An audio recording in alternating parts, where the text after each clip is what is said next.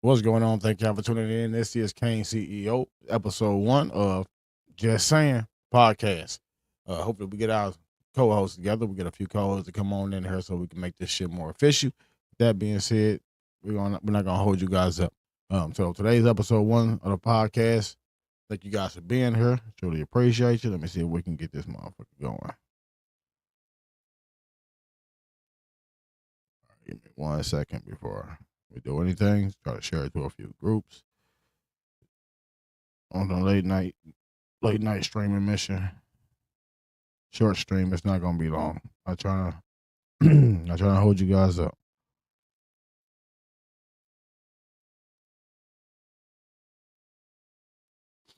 Let me see. Try to share it a few times. Get a few people in here.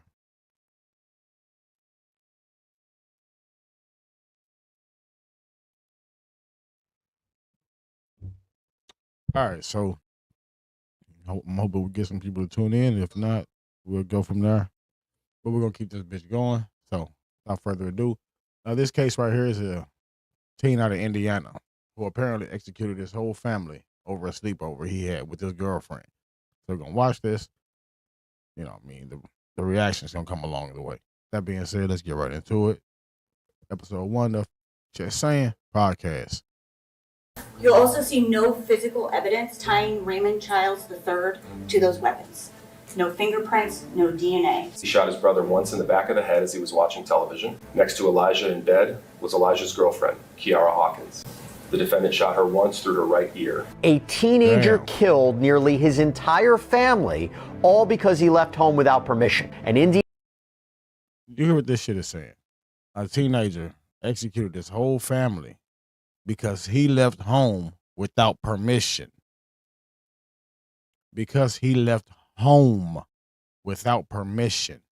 Indiana jury has just convicted now 21-year-old Raymond Childs III of murdering 6 people, including his father, his mother, his sister, his brother, his brother's girlfriend. This man wanted some pussy that bad that he executed his whole fucking family over some.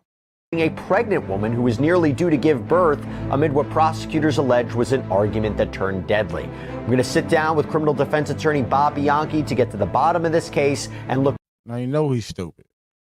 You know he's feeling dumb as shit. Now, you didn't sat there and did all this bullshit. Bro, I'm not trying to say he should have got away with it. That would have made it any difference. But you do all this shit and karma hit you instantaneously, bro. This is what we call instant karma. Ahead to the sentencing. Welcome to Sidebar, presented by Law and Crime. I'm Jesse Weber. A jury deliberated for just about 3 hours before convicting 21-year-old Indiana man Raymond Childs III of 6 counts of murder and the brutal slaying of his own family members. And his conviction came months after a judge declared a mistrial the first time around after a witness in his first trial verbally confronted him in front of the jury. Oh, okay. So it wasn't like he had any kind of technicalities on his behalf. Somebody wanted to beat the fuck out of him. So the 21-year-old, he was arrested a day after this horrific crime back in January of 2021, where he fatally shot his father, Raymond Childs Jr., his stepmother, Kezi, the couple's daughter, Rita, son, Elijah, and Elijah's 19-year-old girlfriend, Kiara Hawkins, who was pregnant. She was just about to give birth. Now, there was one lone survivor of this absolutely heinous attack, and that was Child's 15-year-old brother, who in court documents is referenced only by the initials XC. He was shot, but he was able to flee the house and escape the gunfire. And I'm glad little buddy got away, bro. But that's got to be one of the most traumatic events that he would ever, or anybody could ever face. You sit there and have to deal with the fact that not only were you shot, but your mother, brother, sister, and father, and all all from the hands of your own, bro, from your own sibling. Come on, man.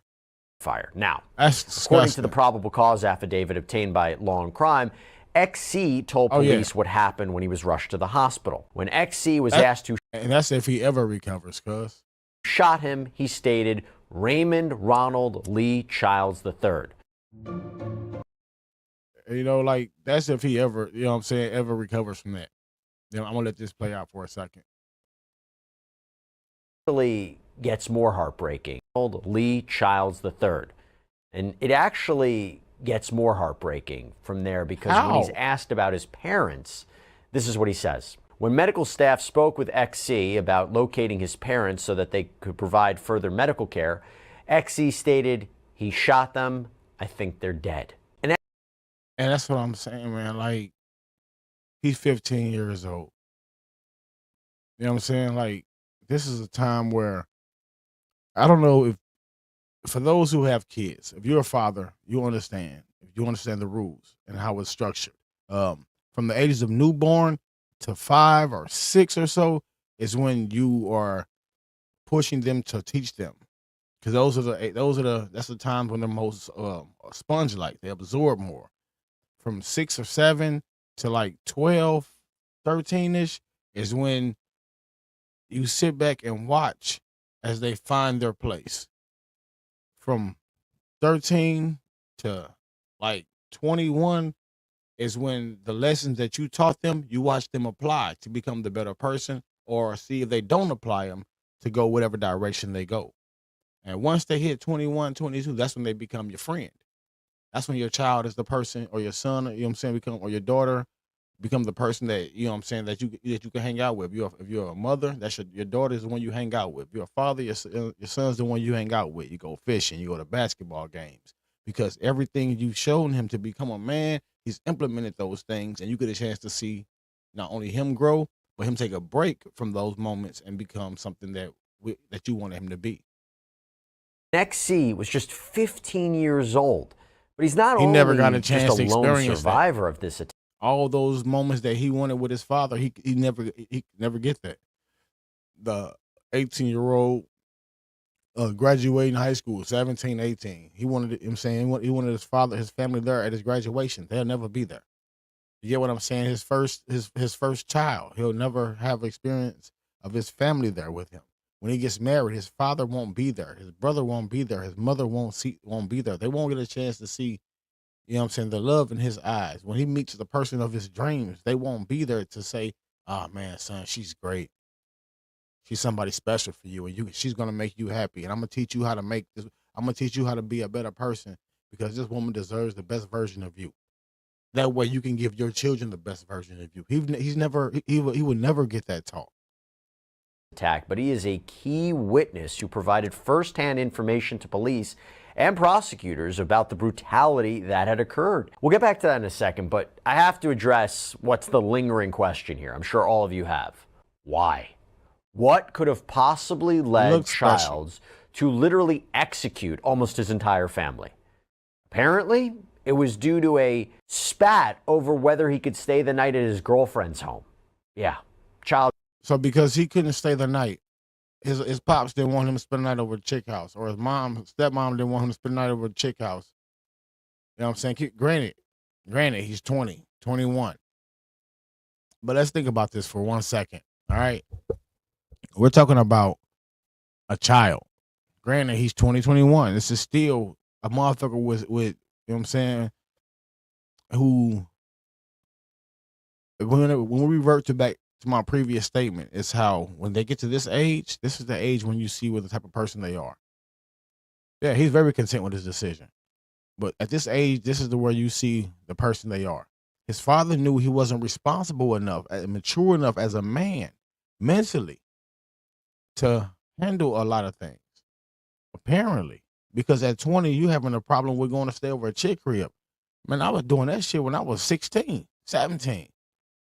You know what I'm saying? Not saying anything like that or anything, but you know what I'm saying, but Childs actually left his family's home without permission to stay at his girlfriend's house. And according to the probable cause affidavit, it reads, JD, this is Childs' girlfriend, stated that on January 23rd, 2021, Childs III came over to her house to spend the night. While he was there, he got a phone call from his dad telling him to come home. JD stated that sometime between 2 a.m. and 3 a.m. in the morning on January 24th, Childs III drove back over to the house in a white Chrysler.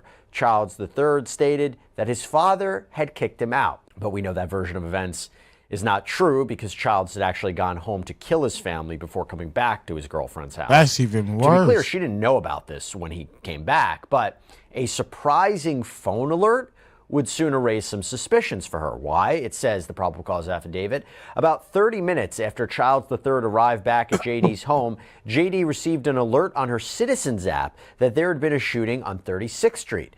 Soon after, there was another alert regarding a shooting on Adams Street, and this is where the family lived. JD asked Childs III if he knew anything about the shooting, and he said no. So the Citizens app, I've never heard of that until recently. Apparently it's a big deal. So those of you who know what the Citizens app is, please comment down below. You know what I'm saying? Have you ever used it? Have you ever heard of it or anything of that nature? But she gets a message after he returned back to her crib. He leave her house because his dad say, man, come on, bro. Get your ass to the fucking house. There's no way you should be over this little chick house right now. You know what I'm saying? You don't know her parents. You don't know the environment like that. Stay safe. Get your ass home. You're not ready for this type of, you're not ready for that type of shit yet. You know what I'm saying? Little dude like, yeah, man, I am. I'm over against some pussy, Dad. I have to stay here. So he stuck around. He stuck around. And then he go home because the bitch, you know, I'm sorry, no disrespect to the little chick. The female tell him, hey, you know, you got to go take care of your family. And I know that ain't happen like that. I'm just saying. So he go home. His old man yell at him, hey, look, dude, you can't be doing that. You can't just go stay over over any random female house. You can't put yourself in a position. You know what I'm saying? Oh, Dad, you just don't know. You old. You don't know any better. In my mind, this is how the conversation went. It probably didn't even go like this. Oh, Dad, you old. You just don't know any better. You just don't know because you think that you know everything. You don't know anything. He's like, son, I've been down this road before. I understand what you're chasing. You don't know anything, Dad. You don't know anything. So he gets mad and blows up. If this isn't enough evidence so far that something terribly wrong had occurred, there's yet another suspicious situation that arises. This time when JD drives Childs to a different residence in her Chevy Impala following the sleepover. Listen to this part of the affidavit about the evidence that Childs actually left behind. So this shit is crazy, man. You know, this shit is wild. I don't understand people. Of clothes. Quote, when they left, Childs III placed the clothes by his feet in JD's car. When they got to where Childs III wanted to go, he took the clothes with him. Shortly after JD pulled off, she hit the brakes and saw a magazine clip, meaning a firearm magazine clip, fly forward on the passenger's floorboard of. For those of y'all who don't know what's going on, it's not a clip. It's called a magazine. It was never called. I mean, it's never been a clip. We only say the word. We only say clip in that phrasing because that's what we use in music. You know what I'm saying? Because it made it easier for people to understand. You clip it in. Pow, it's a clip. It was just part of a slang, but it's really called a magazine. It's not called a magazine clip. Her Impala. Detectives, they obtained a search warrant on the girlfriend's vehicle. They did indeed recover this magazine clip that you can see right there. Magazine, and detectives then tracked down Childs, arrested him after taking him to their homicide office. Now, I had mentioned earlier that Childs' younger brother, 15-year-old XC, would prove to be a very vital witness. But a few days after this incident, detectives talked with him more at the hospital, and he told them the exact timeline of the shooting as he saw it from inside that home. Quote, XC told them that before the shooting, his father had asked him to put some water in a bottle, so he went to the bathroom to fill it. At that point, he heard 2 gunshots. His father got out of bed, ran to the stairs, and said, "What was that?" He then heard his sister RC say, "Raymond shot Elijah." Wow. Another gunshot went off, and he heard his dad say, "I'm sorry, Raymond, I love you." That's fucking wild. So he tell little dude like, "Hey son, look, I'm thirsty. I'm tired of arguing with this. We say with your brother. Can you go in there and put some water in the bottle for me? You know what I'm saying? Give me something, get something to drink." And so little dude like, "Yeah, Dad, I got you." He goes to the bathroom and fill it up. And as soon as he gets to the bathroom, he hear pop, pop. Dude and shot the chick that his brother was laying with and his brother. You know what I'm saying? And that's foul. So his father got out of bed, instead of getting the water, he go to the stairs, say what's going on. Then he heard his sister say, all right, his sister said, Raymond shot Elijah. Another gunshot went off, which the sister was shot. I'm taking at that point. Then he heard his dad say, "I'm sorry, Raymond, I love you." And then another 6 or 7 shots went off, and I'm pretty sure because of 6 or 7, it had to be. I said the dad got hit like 6 or 7 times, at least 5 or 6 times, and one of the bullets went to the brother. Wow. Now, XC was still inside the bathroom, makes his escape Okay, at this so he point. wasn't- The child chases him outside. He even offered his older brother money to not kill him, promised he wouldn't say anything, but child shoots him in the leg, shoots him again in the arm. And XC was somehow able to make it into a neighbor's home until police arrived, and he was rushed to the hospital. He made a So miraculous recovery despite being... I digress. He didn't shoot his brother until afterwards, so he shot his father 6 or 7 times. That's wild.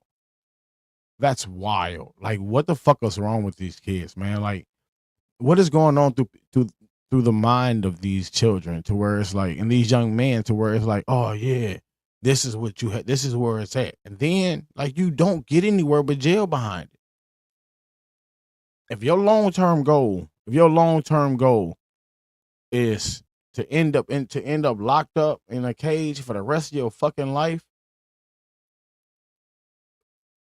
what are you? Who are you trying to prove something to? Like all of this. Like I remember when I was younger. I stayed with my old man. We moved up here. I stayed with my old man for a minute. I was going to school up here. You know what I'm saying? I was fucking up bad. You know what I'm saying? I'm fucking every broad. I'm at parties, but I'm not at the party to be, you know what I'm saying, to party. I'm there to hustle. You know what I'm saying? I'm doing all types of shit, man. You know what I'm saying? Granted, I'm still going to school. Granted, I'm still working. But I was fucking up. You know what I'm saying? So me and the old man get into it. I dip. No big deal. You know what I'm saying? I'm like 16. I dip. You know what I'm saying? For like 4 or 5 months. I'm staying with random broads. It wasn't like I wanted to, but that's just where it happened, how it happened, because I'm thinking like a fucking child, not like a fucking adult, because I wasn't an adult. I was a child. You get what I'm saying? And so like I moved back to Illinois, signed myself up for school. Once I got back into school put me out, so I went to a different school, got my motherfucking degree. Got my GED, went to college, and tried to chase something better. But the goal was to always be better. You know what I'm saying? Like I tell my kids the same thing my father told me. My goal is to make you better than me. So every dumb decision I ever made, I'm gonna teach you not to make them. Everything that made me the better version of me, the best version of me, I'm gonna teach you those things for you to, so you can amplify them in yourself to do whatever it is you want to do, whatever you desire. So if I'm great at this, I'm hoping that I instill this in you so you can be better than me at that. So you can teach me some shit. Because when I get old, my memory's gonna be gone, and when my memory fades, my only thing left is you. So what is going to? I don't get it, man. These kids don't understand, man. In quite serious critical condition. And as for the firearm in this case, there were actually 2 that were used. Police were able to recover one in the basement of the family's home, and the other they were able to retrieve after they received a call from a person who actually picked up Childs after the murder. He apparently told police when Childs III got into the truck, he was armed with a Draco. I love Mondays out. And this, I guess, is the Uber. When he said that the chick said that he came back to the house. He came back. Now, is she older than him to where she had her own spot? They received a call from a person who actually picked up Childs after the murder. He apparently told police when Childs III got into the truck, he was armed with a Draco firearm that AV recognized as belonging to Raymond Childs Jr. AV told Childs III to give him the gun because AV had a permit to carry the firearm, and Childs III complied. So his dumb ass gave somebody else the gun. This witness, known as AV, then handed that weapon over to police. And you can see it pictured there. Great. Police were able to match some of the spent shell casings found at the scene to the weapon. Great. And the other casings Well were matched to the deserved. 9mm handgun that was found in the basement. So with all that in mind, now we have a guilty verdict. I want to bring in a special guest to break all of this down. Criminal defense attorney, former prosecutor, friend of the show, Bob Bianchi. Bob, thank you so much for coming on. It's really, really good to see you. What are just your initial impressions and thoughts on a case like this? Hey, Jesse, thanks for having me on. Love the show, love the format, and of course, always love working with you. I think that when you get to be my age and you've been doing homicide work as a trial lawyer, both as an assistant prosecutor when I first started my career, now advancing some decades later and having done it on the defense side, the thing when I was reading this that struck me was the senselessness with the Right, murder cases that we see today. right, And this one is probably about as senseless a murder case than I've ever either handled or reviewed. And what I mean by that is when I was in the homicide squad when I first started out, we would kind of like case compare and we would say, oh, this case is really crazy or this one's got some, something interesting element to it. I know that sounds kind of macabre, but this is what you do when you're handling murder after murder after murder. But the thing was back then, what man. strikes I'm gonna me tell you, now is cause that there was always something where the motive made sense. You may not agree with it, but whether it was money or drugs or gang violence or infidelity, you could put your arms around the reason why the person did the thing that they did, despite how horrific. I mean, I handled one where they poured gasoline on a pregnant woman and lit her on fire. I mean, so the murder itself is horrible, but you understood the underpinnings of it. and that's the very. I know he said it's kind of macabre, but for those of you who don't understand what macabre means, that means dark and sinister. But I know he says it's kind of macabre, but the reality is you have to understand the structure, the foundation that led into it. Like when you were saying, you wonder what the buildup was. That's what I was just trying to say. Like in my mind, this is how I see it happening because this is more common sense to me. The more, you know what I'm saying, that this is how it has this has to be what it was. If you're not supposed to be somewhere, you know what I'm saying, it's a reason why your father would tell you not to get some, you know what I'm saying, not to go over there to a chick's crib and spend a night. And the reality is these are things that we were taught growing up, man. Look, go over there and fuck on a little broad if you want to, but be careful. You know what I'm saying? Don't go over there during certain times and don't get too comfortable doing whatever it is because you don't know, you know what I'm saying? And the reason why we say that shit is because you don't know people. Just because you know a person's name, how many times have you seen cases where somebody in somebody's family was hurt, and they be like, "Oh man, I didn't even expect that to be or him to be this way or her to be this way," and it was always a family member that did so because you don't see everything. So the reality is, man, it's just I don't know, man. I don't know. I'm here.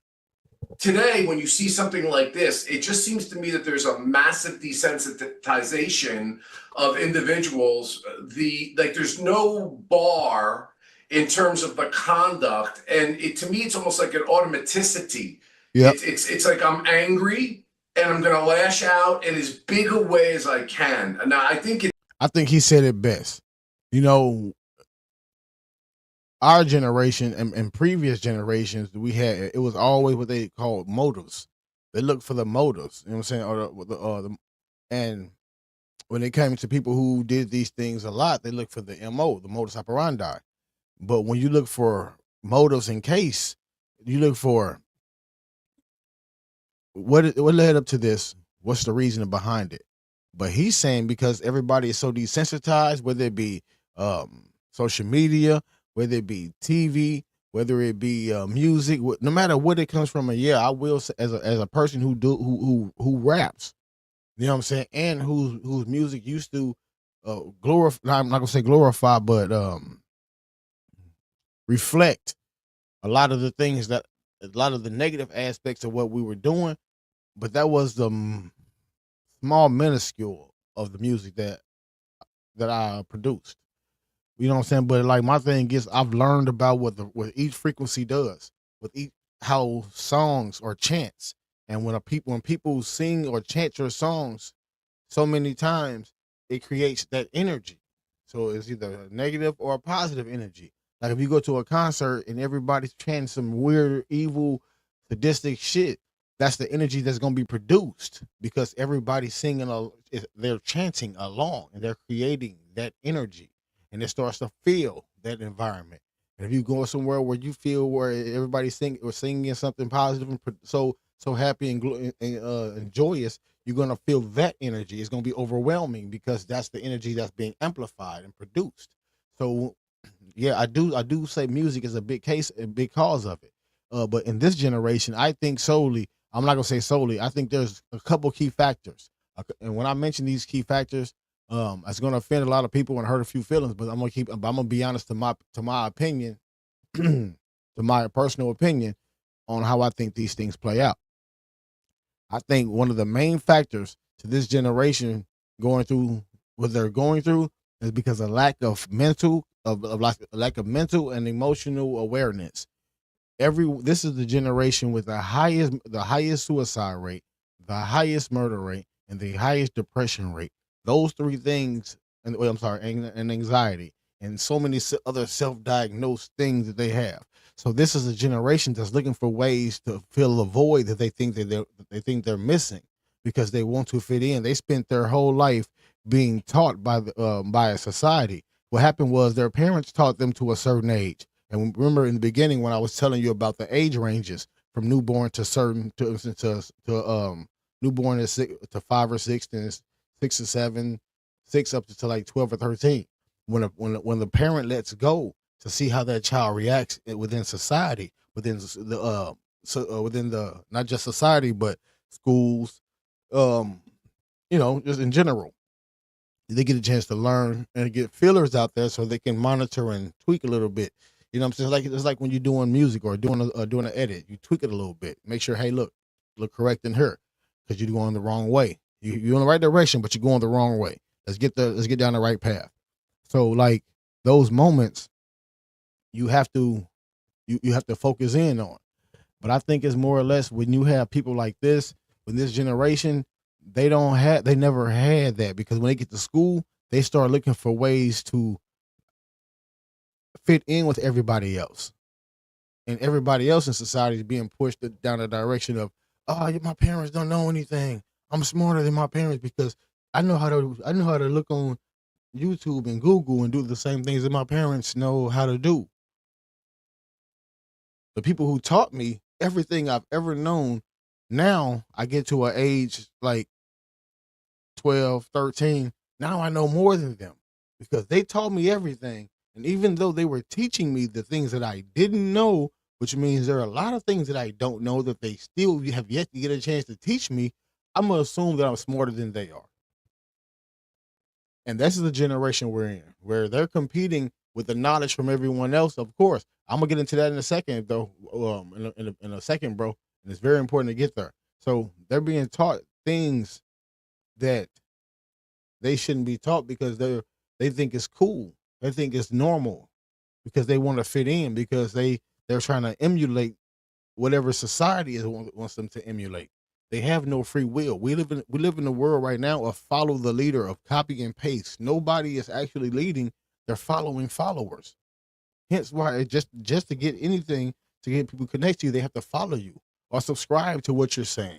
They have to like what you're doing. So these are things which we chase engagement. And yeah, I'm not being hypocritical because I need the same exact things, but my direction is not chasing in a negative way. So I'm not trying to lead people by asking them to follow me. I'm not trying to lead them in the wrong direction. I'm trying to give them insight so they can either learn from. So the seeds that I plant will either be guidance for them or to be a hindrance. And more than likely, it's going to be a guide for them. So with that being said, we're going to keep going. I don't want to get to the other points because I'm kind of trying to wrap it up. Massive desensitization of individuals. There's no bar in terms of the conduct, and to me it's almost like an automaticity. It's like I'm angry and I'm gonna lash out in as big a way as I can. Right. Just like he said, the steps are simple for them now. For us, we have morals, values, and principles. For them, is I'm angry, I'm going to lash out in the biggest way possible.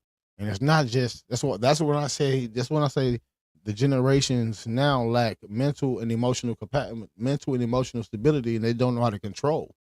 They have no, they would call that manic depressive, where you have no medium ground. It's just the flip of the switch. And I remember somebody telling me I had that shit. But then I realized, I was thinking for years, up until like a couple years ago, that I was manic depressive, until I started thinking about the reasons why I've always gotten mad. It wasn't because I'm just instantly angry. I always say something about it repeatedly or acknowledge it repeatedly before it gets to the point where I get annoyed then I get angry.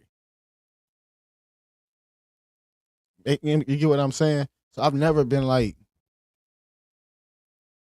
flip of the switch. It's always been repeated things that eventually just like, man, dude, what the fuck is wrong? You get what I'm saying? So it's a difference. I think it's That's just actually reflective of a social decay, a breakdown in the mores, if you will, of society, mental health issues that aren't being addressed. Because it's very difficult for me as a seasoned homicide prosecutor and defense lawyer to look at the calmness of this conduct. I mean, one of the things we look at as a homicide prosecutor, because we're worried about mental health defenses coming in, like passion provocation or something that minimizes it for murder and lowers it, maybe an insanity defense, is we look at goal-oriented behavior. right. And that's what psychologists will look at. What was occurring just before, obviously during, and after, to see whether or not the person was acting with purpose, with intention. Right. And you see that throughout all this. There's purpose and there's intention, but the gravity and the response to the stimuli, if you will, that is his father telling Ken sleep with his girlfriend, created the unfathomable. So that was my initial.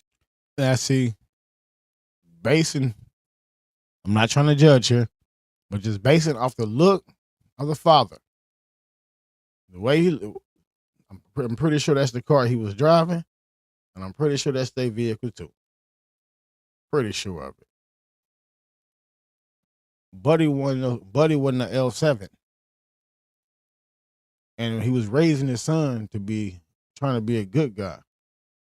But I think little dude wanted so hard to be like his pops, and kept trying to emulate, but didn't know how to do it.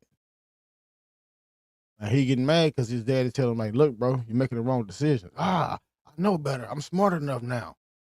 But if you were smart enough, you would have known to just listen to your pops. The motherfucker who, if something happened to you, that's who they gonna call on.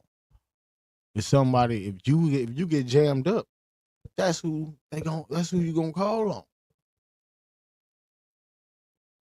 Should be crazy, man. Impression. Sorry for the long thing, but you read something like this, and Buddy my clean big his thing shit was, though. as a defense lawyer, I got to get this guy over to a psychologist as quickly as possible to see if I can establish a psychiatric defense. No, you don't. What struck me is these appeals to his emotion. His father saying, "Raymond, I love you." His younger brother saying, "Please don't shoot me, don't kill me. I won't say anything." And he just continued through. It's such a chilling thing to think about anybody doing this to another human being, but doing this to your own family members, no mercy whatsoever. That's what really, is so chilling and sticks with me. I did want you to put on your prosecutor's hat for a second, because we talked about some of the evidence. What did you think were some of the strongest? Great content needs a great audience.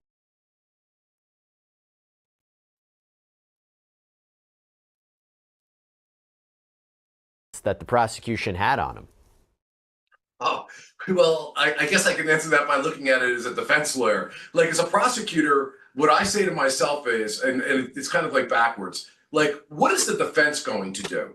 All right, how is the defense going to try to make an argument here? And so I'm evaluating it from both perspectives. When I was looking at this case, I was thinking to myself, where is the defense going to go with this case? And as a prosecutor, I think that there's very little that I would be concerned with, because I think when you ask what is the most significant piece of evidence, I don't think there's a particular piece of evidence, but I think it gets to something that you just talked about. The chilling nature of the reaction to such a low stimuli is something that I think is the most powerful concept for the prosecutor in the case. So it's very difficult I've had cases where the person was completely mentally incapacitated, had no idea what it was that they were doing. They've got a long history of psychiatric issues. They decompensate off their medications and basically could not form an intent to kill. Here, the intent to kill is so clear. His flight afterwards is so clear. The evidence against him, the statements by his own family members, That's wild. begging for the money not to to kill him. The statements. Nah, I don't think so, bro. I think the reason why he didn't kill his brother because he ran out of bullets. Because he gave dude the magazine and he gave dude the Draco and left the magazine in the old girl car. They didn't say the bullets. They never said the bullets matched that was in the magazine. So I think he ran out of bullets. But that was his pop's gun. His pops was already shooting that bitch earlier. Guarantee it. Come on, man. We from the hood, boy. You know how that shit work, huh? Made by the father, the girlfriend, in the evidence. The case was very, very solid. It's one of those where the defense attorney, I think, looks at it and says, listen, this is the one I brought to the dance. I got to do my best to see if the government can prove its case beyond a reasonable doubt, but I don't think the defense was under any illusion other than that this was going to be a conviction and a life sentence for this this individual. So the defense was, my understanding, faulty investigation. There was a misidentification, and that, well, if you have two guns, there were two shooters. There was something more nefarious. And I guess also the defense, I don't know this for sure, but I wonder if they also played up the fact, ladies and gentlemen of the jury, can you really believe a teenager, because he was a teenager at the time, would have gunned down his entire family in this fashion? Or does it make sense that this was, you know, two different people that did it? So the faulty investigation. And see, by him being, let me see, how old was he when he did it? I think executed this. So all right, family. What year was this?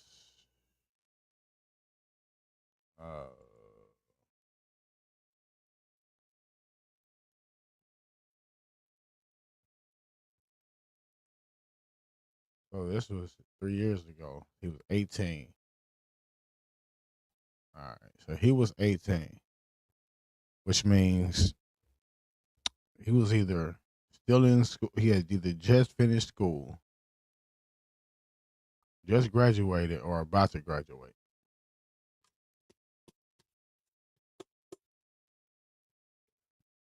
That's crazy. I gave him, you know what I'm saying? I'm thinking that happened recently, and they was like, man, just give it to him, because we already got it on. Nah, he was 18, and his whole purpose was, I'm gonna kill everybody in here because I'm angry that I can't get some, that y'all didn't want me to get some all night pussy. I wanted to stay over this bitch house and get some pussy. And seeing as that he 18, if she was older, his pops probably knew her family or knew of the little bro and was like, hey man, look, you don't need to be over there like that, man. Or probably knew that environment, because you see, man. I'm gonna put the picture up in the when I edit the video. I'm gonna put the picture of his pops up when I edit the video. But it looked like dudes that like they live in the hood. You know what I'm saying? He probably knew that area, like, bro, don't be over there. You know what I'm saying? Don't be over there staying the night, because you don't know what's going on. And if she older, I guarantee you it's an apartment. I guarantee you it's an apartment. And if it's an apartment, we're gonna either say it's a townhouse, it's an apartment, or she stay in the hood. And either way it go, he didn't want little dude to be out there and get fucked over as an 18-year-old with milk. I'm saying with fucking breast milk behind his motherfucking ears. Investigation, misidentification, two shooters. The jury didn't buy it though. Yeah, they didn't buy it. They came back with a verdict in 3 hours. So I mean, they didn't buy it quickly. But listen, I mean, this is an argument that a defense attorney can make. I'm a big fan of defense lawyers making arguments about an investigation that was not complete. I think that this is a big problem in our country. I see it all the time. And as a former prosecutor, in fact, I'm dealing with it right now, some of the failure to properly investigate and not dot I's and cross T's. Jesse, listen, I've been at the scene. I've been there when the call comes in fresh from 911 that there's been a homicide. And I have watched people literally jump to conclusions in a heartbeat before they've gotten all of the evidence. And it's when you have this confirmation bias that starts to set in and they start getting sloppy with the investigation that things get missed. And there are many times, Jesse, that when I was in the power and I had the authority as the head prosecutor to reverse things, stop things, or do it, I would tell people to slow down. There were cases that we had where people jumped to the conclusion it was a medical event and a suicide, but yet it turned out to be a murder. And there have been times where they thought that there are many people that had no idea how close they came to having handcuffs put on them because investigators jumped to conclusions that later turned out not to be accurate. So I know that this is a big global question, but for me, a defense lawyer attacking a prosecution's sloppy investigation, not only do you do it in that case, but it benefits everyone across the country. Right. Let me ask you this point about there was a challenge for the prosecution here because this was the second trial. The first one ended in a mistrial because a prosecution witness confronted Childs on the stand. In fact, one jury member even said they can't remain impartial after what had happened, so a judge had to declare a mistrial. That's nothing that a prosecutor never wants to hear that. And it feels like there's a lot of pressure for the second time around, no? Oh, absolutely. I mean, you never, as a prosecutor, want to try the same case twice. It's like that proverb that they say: a person who Why don't New Year's resolutions stick? That's crazy, man. That's wild, bro. never steps in the same river and is never the same person. It's true.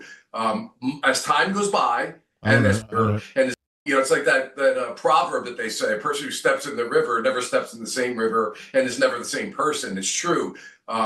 As time goes by, and as more transcripts get created, and as more times witnesses are exposing themselves to cross-examination, or just the sheer nature of having to resubpoena a case and redo a case, always inures to the detriment of the prosecutor. So I was always a fan of saying, I think that you may know this from coverage that we've done together on certain trials, is that I lament these prosecutors who are sloppy. That's not what we're talking about here, but in any event, cause a reversal of the case and it has to be retried again because it never gets better for the prosecution on the second round. So when you have a witness that does something that occurred here, which caused a mistrial, or I've seen in my cases juror misconduct, and you got to try it again, you take a big sigh. I mean, you go into the game, but you don't like it. You're scarred when that happens.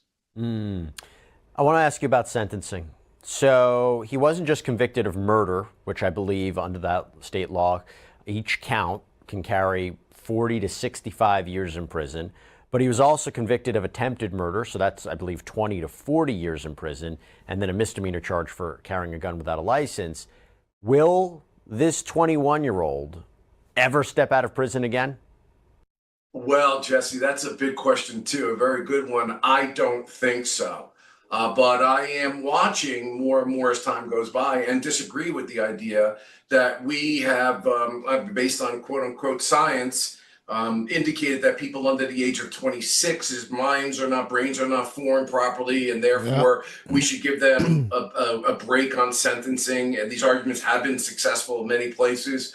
But I think the gravity of this particular offense and the number of victims screams out for an individual that serves at least the longest aspect that state allows with respect to parole and eligibility. But you can be assured at some point in time, lawyers are going to be arguing that his youth, his inability to form mature thoughts or whatever should warrant a less sentence than if this was somebody who were an adult that committed the same kind of conduct. But I think that But see, the thing is, even with trying to say that he might get 30, 40 years. Let's say he get out. Let's say he get out when he's 60, or he's set to get out. Excuse me. Let's say that he's set to get out when he's 60. Let's be realistic, bro. It's not gonna happen like that. We all know it's not gonna happen like that. Not even close. Because it's when you up that way, bro. It's a few things that what's up with it, Jamel? There's a few things that motherfuckers don't like.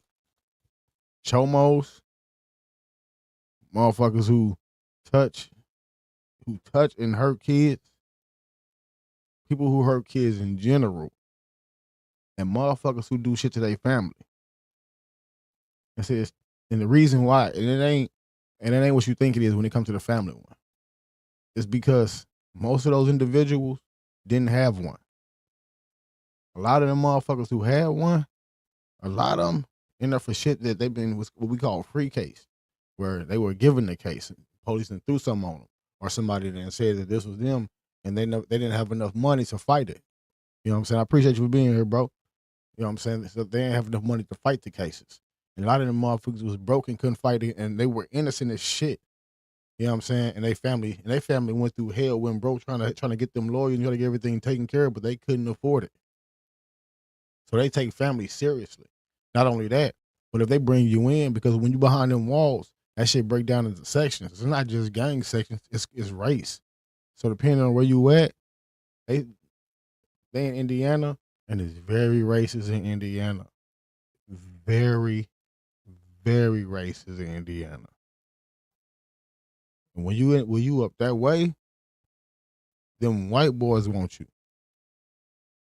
And when you that type of person, when you done what you done, them bro, the black people ain't gonna want you around.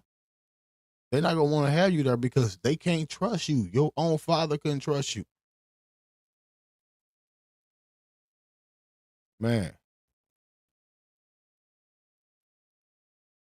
If they can't, if your family couldn't trust you, all 5 members of your family couldn't trust you, they can't. They gonna make sure he don't make, if he make it out of there when he's 60, he gonna make it out in pieces. He not gonna make it out, he not gonna make it home the same way he came in, bro. Hey, bro, man, I was trying to do a short stream. I wasn't even gonna do a whole thing. I was just gonna let it play for a little bit, but this shit got so motherfucking good. When me talking, but but Buddy ended up. What happened was, I don't want to spoil it for you. I'm gonna give you a small recap. His pops say, "Hey man, don't go over this chick crib and spend the night. Go over there, you know what I'm saying? You go over to get you some ass, but come on home. Dude stay later than he was supposed to because he's trying to spend the night. He had his pop's car. You know what I'm saying? So he going home because his pops called him. Say, come on home with my car. So he take the car home, get into it with his pops, shoot his pops, his brother, his sister, his stepmama, and the chick that his other brother was laying up with, and then his other brother. You know what I'm saying? And then, but his little brother, he chased him down the street, shot him twice. I'm thinking that he ran out of ammo, and then, you know what I'm saying, his little brother got away. Then he catch a ride back to the chick crib, give his people who knew him, who gave him a ride, the gun, left the motherfucking magazine in the chick crib when she dropped him off somewhere else the next day. Both of them told the police on him. All 3 of them told the police on him. He gone. This is when he was 18, all because he wanted some pussy overnight. He wanted to go spend the night at some chick crib, and because his pop say, bro, don't do that shit, man. You 18 years old. You 17, 18 years old, bro. You shouldn't be out there trying to, you know what I'm saying, fuck on this little bitch like that, man. Get your ass at the crib. I got somewhere to be. You know what I'm saying? And judging by the way his father was presented, he looked like one of them motherfuckers who got, 4 kids? 3 kids? 4 kids? And them motherfuckers, you know what I'm saying, have to be taken care of apparently because you can see how they dress. So that means he got one of them gigs that pay a nice little lump sum because these ain't little kids. These are older ones. So it's gonna take a little bit more money to make sure they're taken care of. You know what I'm saying? He pissed because he couldn't get some long night pussy. You know what I'm saying? So The nature of this offense and the amount of victims is going to. he popped his dad, his stepmama, his sister, his brother, and his brother's little chick that was laying in the bed with him. Was the judge to give the maximum sentence possible, and parole is likely, and listen, is likely to give him as much as they can. And look, a lot of this also depends with parole on how the family. See what I'm saying? When it comes to his pops, he looked like one of them motherfuckers who was there. He used to beat out there. You know what I'm saying? But you can tell that he changed his shit around and he's trying to move in a new direction because he have a whole fucking family, bro. Or he had a whole fucking family. Now his brother who survived the shit would never get a chance to have his pops there to say, man, look, this chick right here ain't good enough for you. It's the chick you need. This type of woman you need in your life. He ain't gonna have his little sister around, you know what I'm saying, his big sister or little sister, whoever she was to him, to guide her or be guided. You know what I'm saying, direction when it comes to these, you know what I'm saying, to women and to the females and him guiding her with men. He ain't got his other brother, you know what I'm saying, to help him out no more. Like he don't have anybody. You know what I'm saying? And all because of one fucking brother. His one fucking brother who wanted some pussy, because pussy made him do some dumb shit like this. Give him as much as they can. And look, a lot of this also depends with parole on how the family responds to this down the road. I'm going to presume based on what I've read. I'm not going to hold up, you know what I'm saying, because we know they hit him with a shebanger. You know what I'm saying? They saying he might not, he pretty much might not get out. I'm going to do an update on it tomorrow, but I gotta get it off of her. But this is the Just Saying podcast. Hopefully I can get I get everybody I reached out to, or I'm reaching out to tomorrow. There's some hosting in, Jamel, wink, wink, motherfucker. You know what I'm saying? Start trying to get this motherfucker moving with the Just Saying podcast. This motherfucker's a fucking dummy. He's a fucking idiot. And I hope they throw every book at this man. And it's not the certain life, bro. I think it's they get addicted to, and I say this shit, bro, and I don't. And again, when I say I don't want to hurt people's feelings, like I've seen life in different perspectives. Like before we moved to Cahokia, on St. James, I lived in Belleville. You know what I'm saying? And I went to Ellis and MG. In third grade, I'm in the marching band. Fourth grade, I'm class president meeting the fucking cosmonauts who came back from space. You know what I'm saying? The Russian astronauts, the cosmonauts.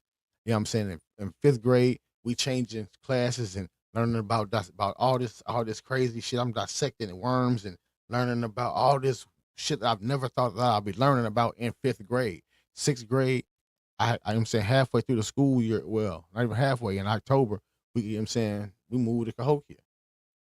So you know what I'm saying, we get to Cahokia and it's a big fucking shift, a big paradigm shift. But I knew the difference in the people I was around because I grew up in the hood, period. I just went to school and lived in Belleville. You know what I'm saying? How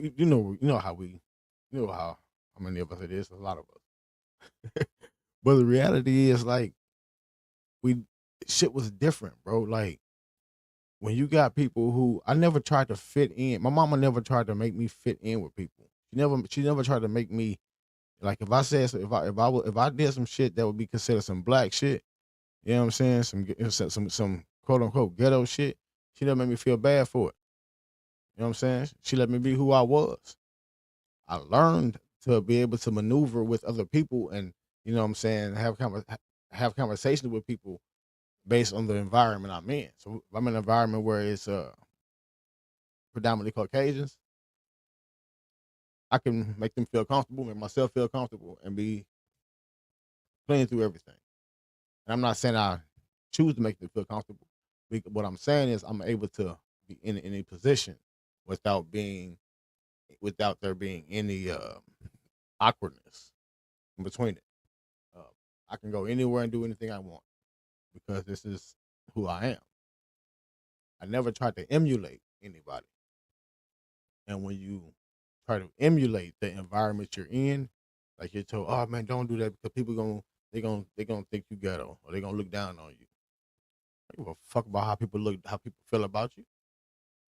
People either love you for who you are, they either like you for the person you really are, or they just don't like you.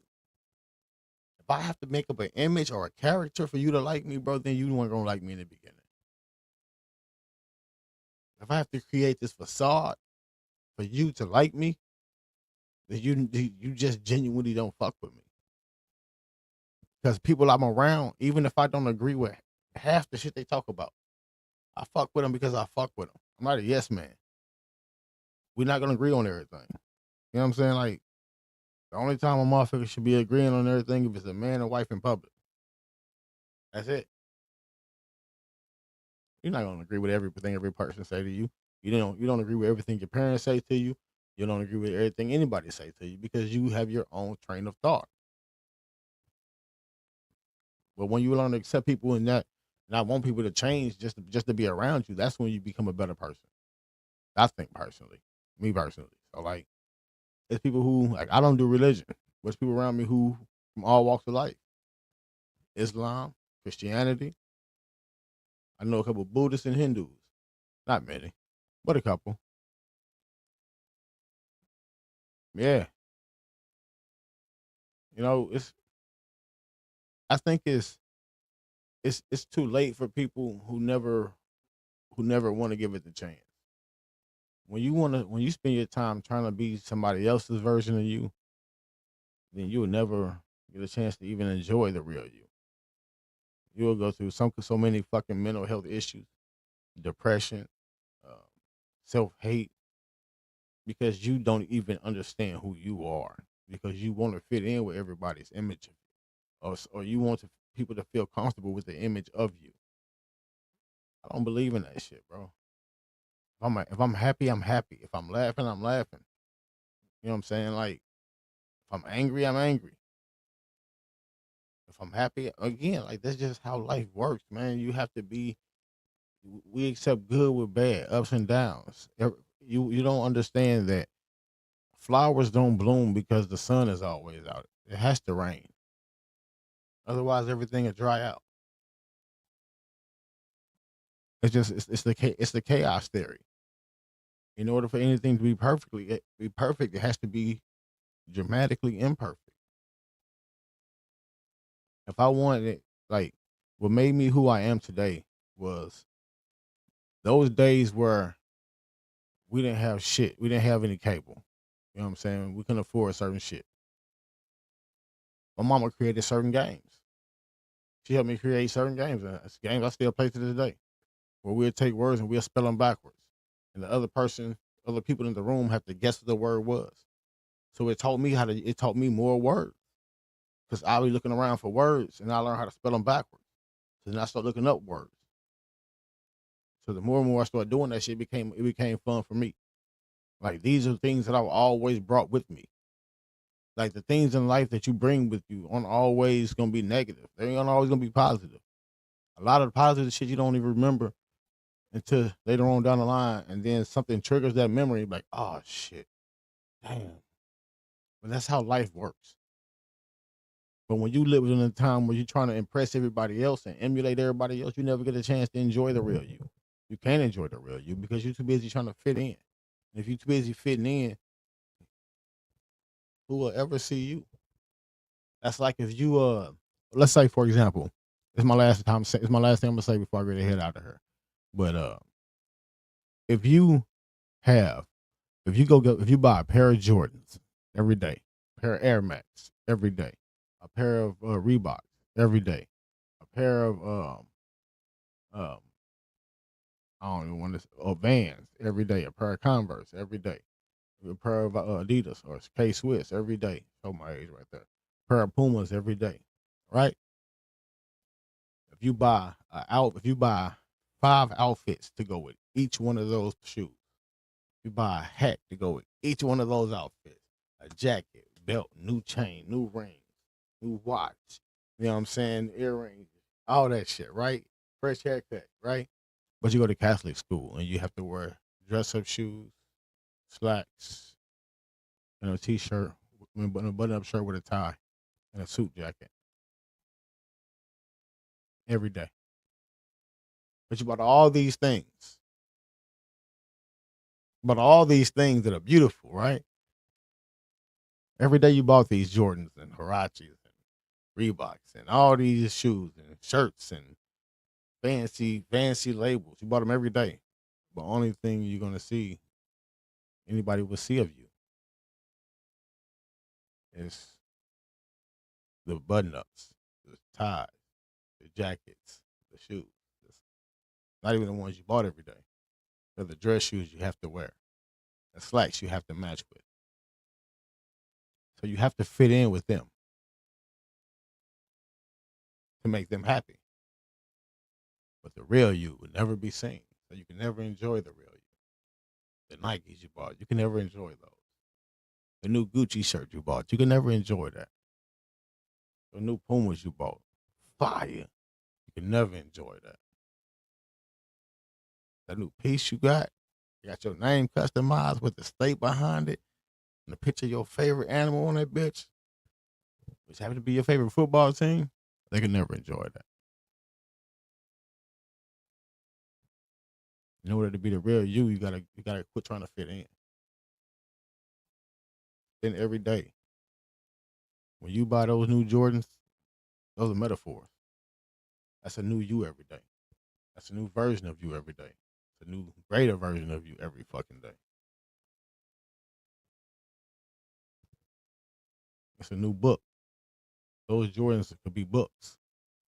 It could be a new show that teaches you, or a new documentary that teaches you about zebras and lions or tigers, or teach you about anything else. It don't have to be the shoes. Just a metaphor. It's just life, man. Life is like a shovel, man. You dig it? We out of here at the Just Saying podcast.